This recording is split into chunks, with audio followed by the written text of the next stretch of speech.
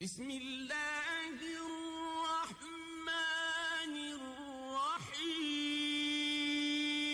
حضرت معقل ابن یسار رضی اللہ تعالیٰ عنہ سے روایت ہے کہ رسول اللہ صلی اللہ علیہ وسلم نے فرمایا، اقرؤوا یاسین علی موتاکم، اپنے مریضوں پر سورہ یاسین کی تلاوت کرو، اپنے مریضوں پر سورہ یاسین کی تلاوت کرو۔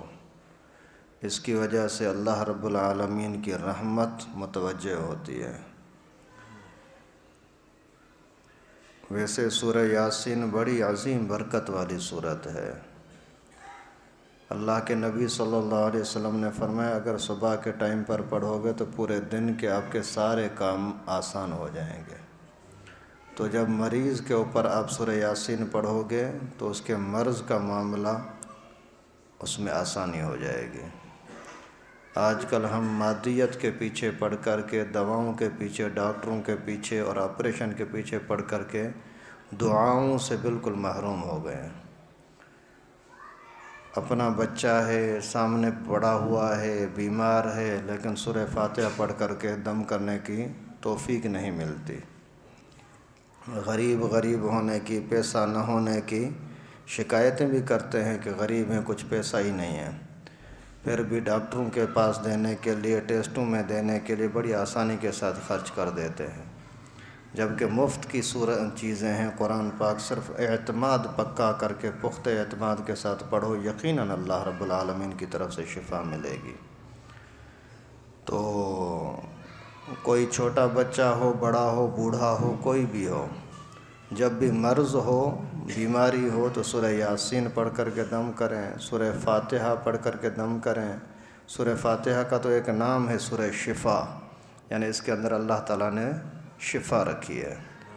اور سورہ واقعہ کا نام ہے شافیہ، مانا سورہ واقعہ اگر کسی مریض کے اوپر پڑھو گے تو بھی اللہ تعالیٰ شفا عطا فرماتے ہیں۔ کسی طرح کی بیماریاں ہوں، بڑی سے بڑی بیماری ہو، اگر یقین اعتماد کے ساتھ پڑھو اللہ تعالیٰ ضرور آسانی فرمائیں گے۔ اور جو بیمار زیادہ ہو اس کے بارے میں علماء نے باقاعدہ نسخہ لکھا ہے، آپ اس کے اوپر سورہ یاسین بار بار پڑھیں، اگر اس کی زندگی ہوگی تو اللہ رب العالمین اس کو شفا دیں گے، جلد صحت یاب ہوگا، اور اگر زندگی نہیں ہوگی تو جلد ہی اس کو اللہ تعالیٰ اپنی طرف بلا لیں گے۔ یعنی انسان کی سکرات کے تکلیفوں سے بچانے کا ذریعہ بھی سورہ یاسین ہے۔ سورہ یاسین پڑھا کریں۔ میں چھوٹا تھا، ابھی تک داڑھی مونچھ بھی نہیں آئی تھی، جمعے کے دن شام کو گھر سے نکلا، مدرسے جا رہا تھا، مدرسہ دور تھا، تو راستے میں جاتے ہوئے اپنی گلیوں سے جا رہا تھا تو ایک گھر کے اندر ایک مریض تھا، انہوں نے مجھے بلایا کہ سورہ یاسین پڑھ کر کے جاؤ۔ ابھی رشتہ دار تھے، میں منع بھی نہیں کر سکا، اور مجھے اس چیز کا پتہ بھی نہیں تھا کہ سورہ یاسین کے کیا برکت ہوتی ہے۔ انہوں نے بولا بس پڑھو سورہ یاسین، میں چلا گیا پڑھ کر کے، اور میں آگے چلا گیا۔